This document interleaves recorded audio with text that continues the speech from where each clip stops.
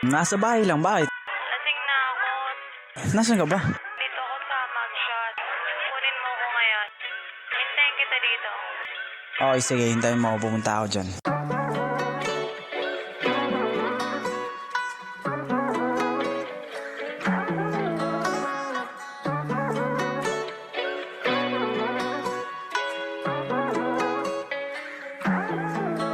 Alam ko na kung bakit madalas tumawag ka. At ang kahulugan na pwede ba tayo magkita. Dati na kasi na nagkasalo, pati lumika ng init doon sa kwarto.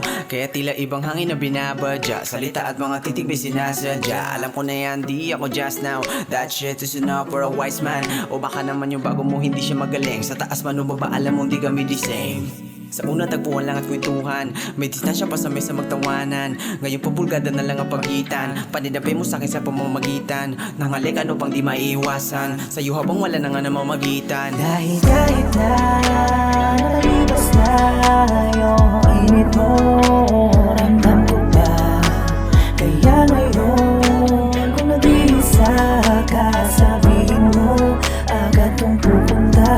Ang pag-ibig talaga sadya na mahiwaga. Alam natin kung ano ang kinagat ni Eva. Kahit di mo nasabihin ang diretso sa'kin, di bali yung kilos mo naman ang hindi nagsinungaling. Kung sakaling tama ang kutob ko, bakit mo ginagawa to? Parang pusa ka maamo pag kinakausap mo ko. At kalao ba kuneho yung alaga paborito no, nakaibabaw ka dama ko para bang kabayo. Sa mga sandaling kapag kinakapos ka sa kanya, pag di ka madala-dala sa langit at makasampa, sabihin mo sa'kin di mo kailangan mangulit din na sa bahay. Didiretso kundi sa'yo uwi. Kahit sino masasabi nga ang isang malaki malito. Alam natin yung pareho kung kaya't nalilito sa katanungan, ba't ngayon mo to hinanap kung kailan wala na tayo.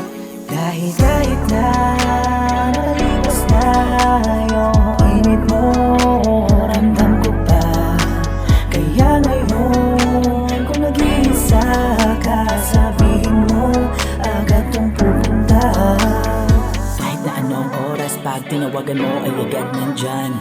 Di mo na kailangan hilingin pa to sa akin, pero handa kita nadalhan ng paborito mo na embutido. Pag nasimulan mo lang preno-preno, tanggal ang pananabik. Paglabi ng kalapit habang dinadama ko parte mo sensitibo. Kahit na nakalipas na yung